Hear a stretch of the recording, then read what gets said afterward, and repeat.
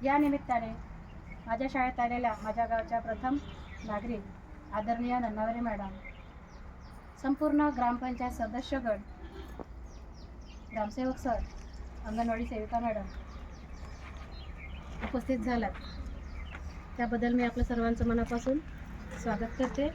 आणि आजचा हा दिवस सर्व विद्यार्थ्यांच्या मनामध्ये उत्सुकता निर्माण करणारा आहे की आजच्या दिवशी नेमकं काय झालं आहे हे माझ्या विद्यार्थ्यांना कळलं पाहिजे.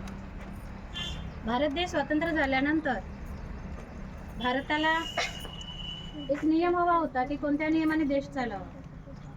तो नियम कोण लिहिणार यावर सुद्धा विचारविनिमय झाले आणि भारताची राज्यघटना लिहिण्यासाठी डॉक्टर बाबासाहेब आंबेडकर यांना पाचारण करण्यात आलं आणि भारताची राज्यघटना लिहून 26 नोव्हेंबर 1949 रोजी ही राज्यघटना लिखित भारताला अर्पण करण्यात आली. आणि अंमलबजावणीचा दिवस होता 26 जानेवारी 1900 किती होता रे